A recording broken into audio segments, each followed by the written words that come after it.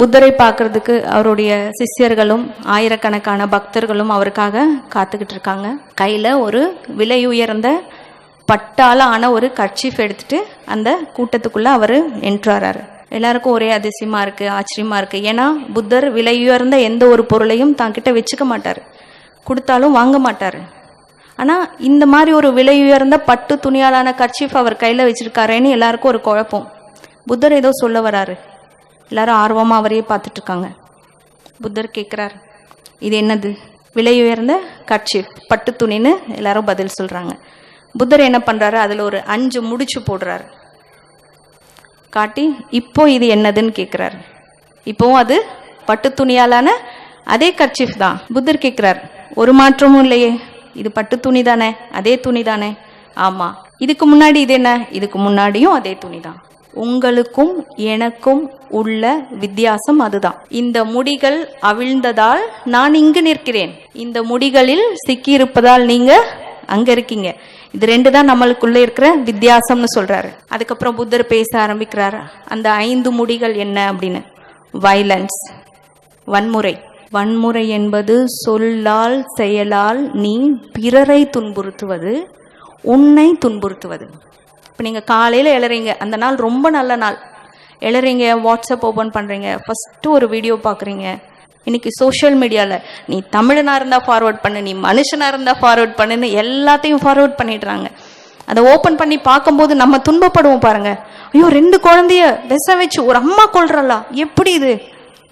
நம்மளை நம்ம துன்புறுத்திக்கிறோம். இதுவும் வயலன்ஸ்ன்றார் அவர். உன்னை நீ துன்புறுத்துவதும் வயலன்ஸ் தான். உங்களையும் நீங்க துன்புறுத்திக்க கூடாது, உங்களை சூழ்ந்திருக்கும் சமூகத்தையும் நம் சொல்லால் செயலால் துன்புறுத்தக்கூடாது. இது ஃபர்ஸ்ட், கிரீடி, பேராசை. 3வது, உள்ள ஒண்ணு இருக்கு வெளியே ஒண்ணு இருக்கு, இப்படி அன்ட்ரூத்ஃபுல்னஸா இருக்கிறது, அன்அவேர்னஸ், ஈகோ. வெளியே உள்ளவங்களை ஈஸியா கை காட்டிடுறோம், அகம்பாவி எல்லாம் நம்ம காட்டிடுறோம்ல. ஆக்சுவலா நம்மளுடைய எண்ணம் நம்மை டாமினேட் பண்ணிக்கிட்டு இருக்குன்னா நம்ம ஒரு ஈகோவான பர்சனா வளம் வந்துகிட்டு இருக்கோம்னு அர்த்தம். புத்தாவுடைய சிஷ்யர்கள்ல சாய் புத்ரான்ற ஒரு சிஷ்யன், அவர் புத்தா கிட்ட வந்து கேட்கிறாரு, இந்த 5 முடிகள் நீங்க சொல்லிட்டீங்க, அதை நாங்கள் எப்படி அவிழ்க்கணும்னு கொஞ்சம் சொல்லி கொடுங்க, எங்களுக்கு வழி தெரியல. அந்த கர்ச்சீஃபை இன்னும் இப்படி இழுக்கிறாரு. அப்போ என்ன ஆகும்? முடி இன்னும் டைட் ஆகிடும், ஓப்பன் பண்ணுறது கஷ்டமாயிடும். சாய்புத்ரா சொல்கிறார், இல்லை புத்தா, நீங்கள் அப்படி பண்ணீங்கன்னா அந்த கர்ச்சீஃபோட முடிகள் இன்னும் டைட் ஆகும், எடுக்கிறது ரொம்ப சிரமம், உங்களுக்கே தெரியுதே. சரி நீங்கள் சொல்லுங்கள், அப்புறம் எப்படி எடுக்கணும்? முதல்ல அந்த முடிச்சுகளை லூஸ் ஆகணும், அப்புறம் ஒவ்வொன்றா அவிழ்க்கணும், அப்போ தான் ஈஸி. உங்களை தளர்வாக வச்சுக்கோங்க, ஒரு முடிச்சா நீங்கள் அவிழ்க்கிறது சுலபமாயிடும் அப்படின்னு சொல்கிறாரு. அப்புறம் இவர் கேட்குறாரு, சரி எதுலேருந்து ஆரம்பிக்கணும்? ஈகோலேருந்து ஆரம்பிக்கவா, வயலன்ஸ்லேருந்து ஆரம்பிக்கவா, எதுலேருந்து ஆரம்பிக்க? புத்தா சொல்கிறார், ஒரே ஒரு முடி இருக்குது, அதை நீ அவிழ்த்துட்டனா மற்றதெல்லாம் தானாக லூஸ் ஆகி அவிழ்ந்துடும். அது என்னன்னா அன்அவேர்னஸ். இந்த மனதில் எழக்கூடிய எண்ணங்களை நான் நம்ம சொல்றோம் பாத்தீங்களா, இது ஒரு மிகப்பெரிய அறியாமை. இந்த அறியாமையிலிருந்து உங்களை நீங்க விடுவிச்சுக்கிட்டீங்கன்னா மற்ற எல்லா அறியாமையும் தானா விலகிடும் அப்படின்னு சொல்றாரு. என்ன எண்ணங்கள் ஓடுதோ அதை உங்களுடைய போன்ல ரெக்கார்ட் பண்ணுங்க. போன் எடுத்து வச்சிடுங்க, வேற ஏதாவது வேலை செய்யுங்க. தூங்கும்போது ஹெட்போன் போட்டு உங்களுடைய வாய்ஸை நீங்க கேளுங்க. ஒரு எண்ணத்துக்கும் இன்னொரு எண்ணத்திற்கும் சம்பந்தமே இருக்காது. அப்படி நீங்க பேசின ஒரு 1/2 மணி நேரம் உங்களுடைய எண்ணங்களை நீங்க ரெக்கார்ட் பண்ணீங்களா, அதை நீங்க பிரிக்கும் போது 2 விதமா அது பிரியும். சிலது கடந்த கால எண்ணம், சிலது எதிர்கால எண்ணமாக 2 விதமா அதை நீங்க பறிச்சிடலாம். வாழ்க்கைன்றது கடந்த காலத்திலயா எதிர்காலத்திலயா, இந்த மூமெண்ட்ல நிகழ்காலத்திலயா? இப்ப நம்மளுடைய மனம் பாருங்க, ஒண்ணு இங்க இழுத்துட்டு போகுது, இல்லைன்னா அங்க இழுத்துட்டு போகுது. சரி, இதுகிட்ட இருந்து எஸ்கேப் ஆகிறதுக்கு வழி என்ன அப்படின்னா தான் இந்த சோஷியல் மீடியா, டிவி, சீரியல், பொழுதுபோக்கு, இதுகிட்ட போய் நம்ம மாட்டிக்கிறோம். நம்ம கிட்ட இருந்து, நம்ம மனது கிட்ட இருந்து நம்மளை நம்ம எஸ்கேப் பண்ணிக்கிறதுக்காக பொழுதுபோக்குல போய் நம்ம சிக்கிக்கிறோம். 2 ஒன்று தான். பகவான் ரமண மகரிஷி ஆகட்டும், விவேகானந்தர் ஆகட்டும், ஜெய் கிருஷ்ணமூர்த்தி ஆகட்டும், புத்தர் ஆகட்டும், இவங்களுடைய தத்துவங்களை நீங்க படிக்கிறதுக்கோ இல்ல அதை பத்தி யாராவது பேசும்போது அதை கேட்க வாய்ப்பு கிடைச்சதுன்னா நோட் பண்ணுங்க. எல்லாரும் ஒட்டு மொத்தமா ஒரே ஒரு விஷயத்த தான் சொல்லுவாங்க, விழிப்புணர்வாய் சாட்சியா இரு. உனக்குள்ள எழற எண்ணங்களை நீ சாட்சியா கவனி, அது கூட போய் நீ மாட்டிக்காத.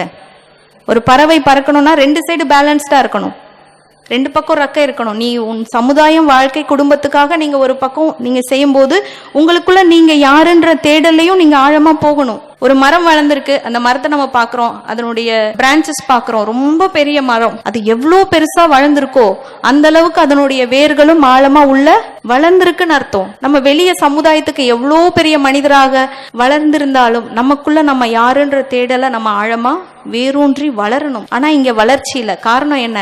இந்த மனம் என்னும் மக்காத குப்பை, அதுல சேர்ந்திருக்கக்கூடிய தேவையில்லாத எண்ணங்கள் மக்காத குப்பையாக நமக்குள்ளே நம்ம வேறாக பாய்வதற்கு வழி இல்லாமல் தடையா நிக்குது.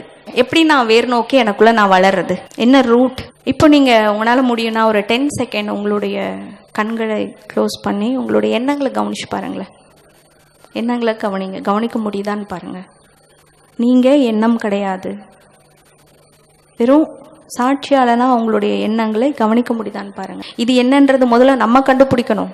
இப்போ உங்களுக்கு பிடிக்காத ஒரு பாட்டோ இல்லை பிடிக்காத ஒரு விஷயமோ ஓடிட்டு இருக்குன்னு வைங்களேன், அதை ஆஃப் பண்ணணும்னா என்ன பண்ணுறது? நம்மளுடைய எண்ணத்தில் நமக்கு பிடிக்காத எண்ணங்களோ இல்லை நம்மளை அமைதி இல்லாமல் செய்யக்கூடிய எண்ணங்களோ வரும்போது என்ன செய்யறது? அதை எப்படி ஆஃப் பண்ணுறது? அதனுடைய ரிமோட் நம்மளுடைய மூச்சு. நீங்கள் எண்ணங்களை நிறுத்தணும்னு ட்ரை பண்ண முடியாது. நமக்குள்ள மூச்சு நிதானமாக ஆழமாக நடந்துட்டுருக்கு அப்படின்னா நம்மளை அடிக்ட் பண்ணக்கூடிய விஷயங்கள்லேருந்து நம்ம டிஸ்கனெக்ட் ஆகிருக்கோன்னு அர்த்தம். இது ஒரு சின்ன ட்ரிக்ஸ் தான், நீங்கள் ட்ரை பண்ணுங்கள். நீங்கள் ரொம்ப நேரம் சோஷியல் மீடியாவோ இல்லை ஃபோனோ டிவி சீரியலோ நான் பார்த்துட்ருக்கேன், என்னுடைய பொழுது திருடு போயிட்டுருக்குன்றத எனக்கு புரியுது, ஆனால் எனக்கு நிறுத்த தெரியலன்ற போது அந்த ஒரு அரை மணி நேரம் உங்களுடைய மூச்சை கவனிக்க நீங்கள் ட்ரை பண்ணி பாருங்கள். அதுக்கப்புறம் உங்களுடைய ஒவ்வொரு எண்ணமும் ஒவ்வொரு செயலும் ரொம்ப அற்புதமாக மாறதை நீங்கள் உணர முடியும். ஒரு நல்ல தாயாக, நல்ல தந்தையாக, ஆஃபீஸில் ஒரு நல்ல ஒரு தனித்துவம் வாய்ந்த மனிதனாக நீங்கள் உங்களை எக்ஸ்ப்ரெஸ் பண்ணுறதை நீங்கள் உணர முடியும். இல்லைன்னா என்ன ஆகிடும்? பயம். இது என்ன ஆகிடுமோ, அது என்ன ஆகிடுமோ, இது வராமல் போயிடுமோ, அது நடக்காமல் போயிடுமோ, அந்த பயத்திலேயே நம்ம மாட்டிப்போம். என்ன செய்யறதுன்னு தெரியாமல் முழிப்போம். அதுக்கப்புறம் யாராவது வந்து நமக்கு உதவி பண்ண மாட்டாங்களான்னு நிர்கதியாக நிற்க வேண்டியிருக்கும். ஸோ நேரம் கிடைக்கும் போதெல்லாம் நம்மளுடைய மனம்னா என்னன்னு நமக்குள்ளே வேரூன்றி அந்த ஞானத்தை நம்ம வளர்த்துக்கும் போது சோஷியல் மீடியா மட்டும் கிடையாது, வேறு எதுவுமே நம்மளை அடிமைப்படுத்தவே முடியாது. முதல்ல நம்மளுடைய மனதிற்கு அடிமையாக இருக்கும். அதை நம்ம முதல்ல புரிஞ்சுக்கணும். தூக்கத்தில் ஒரு கனவு வருது, கண்மூடி தூங்கும்போது கனவுல வந்த காட்சியை எந்த கண்களால் நம்ம பார்த்தோம்? மனக்கண். யாராவது ஏதாவது ஒரு தப்பு பண்ணாங்கன்னா என்ன சொல்லுவாங்கன்னா, கொஞ்சமாவது மனசாட்சி இருக்கா, இப்படி பண்ணியிருக்கே. இங்கே மனக்கன்றதும் மனசாட்சின்றதுக்கும் பெரிய வித்தியாசம் இல்லை. சாட்சி பாவம். எந்த எண்ணம் ஓடினாலும் சாட்சி பாவமாக அதை கவனிங்க, அதுதான் விழிப்புணர்வுன்னு சொல்றாரு புத்தா. விழிப்புணர்வா நீங்க உங்களுடைய எண்ணத்தை கவனித்தால் போதும் ஞானம் அடையலான்னு சொல்றாங்க. என்லைட்டனா ஒன்றும் இல்லை, அவங்க கடவுளை எல்லாம் பார்க்கல, மனம் கடந்து மனதை ஜெயிச்சிட்டாங்க, அவ்வளோதான். அது எப்படின்ற வழியும் அவங்க சொல்லிட்டு போயிருக்காங்க, கருணையோடு இறங்கி வந்து சொல்லிட்டு போயிருக்காங்க. அதை படிக்க படிக்க நமக்கு தெளிவு வர ஆரம்பிச்சிடும். நம்ம தெளிவாயிட்டோம்னா நம்ம ஃபேமிலியில், நம்ம குழந்தைங்க கிட்ட, நம்ம போகக்கூடிய எல்லா இடத்துலையும், இந்த சமூகத்திலையும் நம்ம தனித்துவம் வாய்ந்த மனிதனாக உயர்ந்துக்கிட்டே இருப்போம். அதை நம்ம அனுபவபூர்வமாக உணர முடியும். மனம் பற்றின தெளிவு நமக்குள்ள இல்லாதனால தான் வரது போகிறது எது வேணாலும் நம்மளை தனக்கு அடிமையாக்கிக்குது. சரி, இதனால என்ன ஆயிடுது? நான் சந்தோஷமா தானே இருக்கேன், அதனால யாருக்கு என்ன நஷ்டம்? இந்த உலகத்தோட நம்ம தொடர்பு கொள்வதற்காக இயற்கையால் கொடுக்கப்பட்ட ஒரு ஆண்ட்ராய்டு மொபைல் ஃபோன் மாதிரி நம்மளுடைய மனம். ஆண்ட்ராய்டு மொபைல் ஃபோனை எப்படி நம்மளை அடிமையாக்கிடுச்சோ அந்த மாதிரி இந்த மனம் நம்மளை அடிமையாக்கிடுச்சு. நம்மளுடைய மனம் குதிரைன்னு நினச்சிக்கோங்க. ஒரு குதிரை மேலே ஏறி சவாரி பண்ணுறது ரொம்ப அற்புதமான பயணம். அதே அந்த குதிரை நம்மளை தரன்னு இழுத்துட்டு போச்சுன்னா அது என்ன மாதிரி பயணம்? உங்களுக்குள்ள இருக்கிற அந்த சாட்சி எனும் தன்மை இதை உள்வாங்கி இருக்கும் நான் நம்புறேன். இதை பற்றின அசைவுகள் இன்னைக்கோ நாளைக்கோ என்னைக்காவது ஏதாவது ஒரு சூழ்நிலையில உங்களுக்குள்ள வரலாம். அந்த இடத்துல இருந்து உங்களுக்குள்ள இந்த தேடல் ஆரம்பிக்கும்ன்ற நம்பிக்கை எனக்கு இருக்கு. ரொம்ப நன்றி.